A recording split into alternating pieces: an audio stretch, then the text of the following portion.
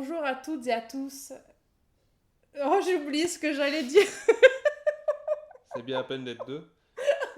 Non, alors on va refaire. On va garder cette partie, mais on va la refaire. Bonjour à toutes et à tous, je suis très contente de vous retrouver pour ce nouveau petit podcast. Aujourd'hui avec Mathieu, on avait envie de vous proposer une petite observation très facile. Elle est facile. Oui, je sais toujours pas quelle observation en fait. Ah, surprise, surprise. C'est ce que vous allez découvrir. En fait, l'idée de ce petit podcast du jour, c'est simplement de démystifier une idée très répandue dans le milieu de l'astronomie, qui est la suivante. Pour faire de l'astronomie, il faut avoir un bac plus 10 en astrophysique. Pour faire de l'astronomie, il faut forcément posséder une lunette, un télescope, une jumelle, une vision à rayon X ou un truc dans le genre, quoi. T'as envie de rigoler, tu te retiens de pas rigoler. Non, on n'a pas la licence Marvel, on peut pas. On peut pas, sans licence Marvel, c'est foutu. Donc l'idée, c'est que tout le monde peut faire de l'astronomie. Et là, on n'a pas la licence Disney. Ça fait très ratatouille. Tout le monde peut cuisiner. Tout le monde peut faire de l'astronomie. Oui, parce qu'un astronome a toujours un petit rat sous sa toque. C'est ça, sous son instrument. Et l'idée, voilà, c'est de vous proposer une observation ultra simple qui ne nécessite aucun instrument, qui ne vous demande pas de vous coucher très tard ou de vous lever très tôt.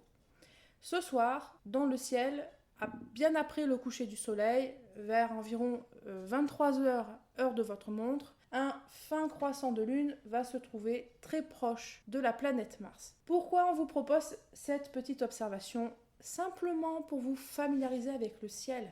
C'est tout. Il n'y a pas d'autre raison que celle-ci. Vous allez vous familiariser avec le ciel. Vous allez commencer à repérer des choses faciles, comme un croissant de lune. Et plus tard, on passera à des étoiles remarquables. Ensuite, vous allez apprendre à repérer des planètes. Et ainsi de suite, jusqu'à être suffisamment à l'aise pour être autonome et indépendant dans vos observations. Donc voilà, ce soir, après le coucher du soleil, vous repérez à peu près où se situe le coucher du soleil. Si vous n'avez pas eu le temps de voir où se couchait le soleil, ce n'est pas grave. Vous devez repérer un fin croissant de lune. Et c'est tout. Un peu plus bas de ce croissant, vous allez pouvoir observer un point brillant de couleur rouge-orangé et ce sera la planète Mars. Et cette observation, c'est ni plus ni moins que celle-ci. Vous repérez un fin croissant de lune, vous repérez ce petit point rouge-orangé qui est la planète Mars, et pour ce soir, ce sera déjà bien.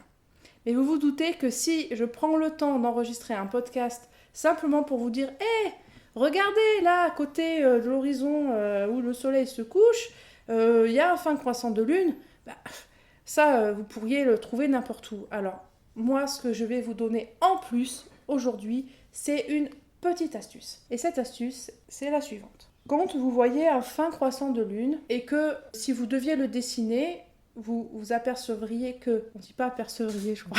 Oui, tu fais des conjugaisons. Là. Ouais, je fais des conjugaisons totalement barrées.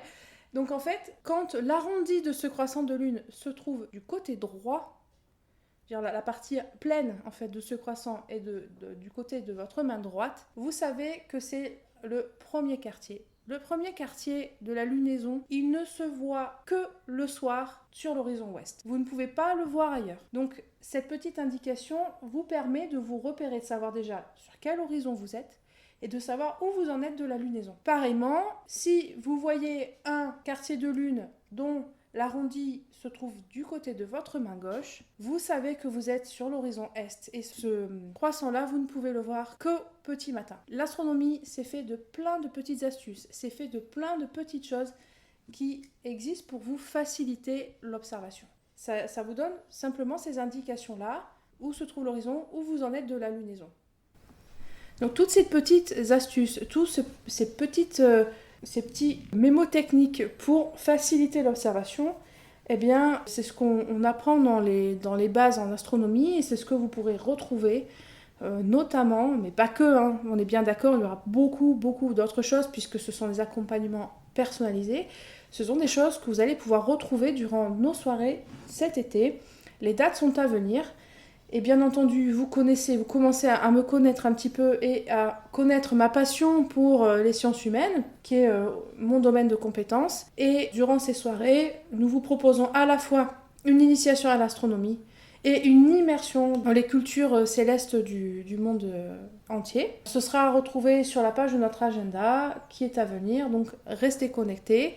Nous vous souhaitons une très bonne observation. N'hésitez pas non plus à nous faire des retours sur vos observations. Et si vous avez d'autres questions, n'hésitez pas à les partager sur les réseaux ou via le site de l'Observatoire Stellarius. À bientôt!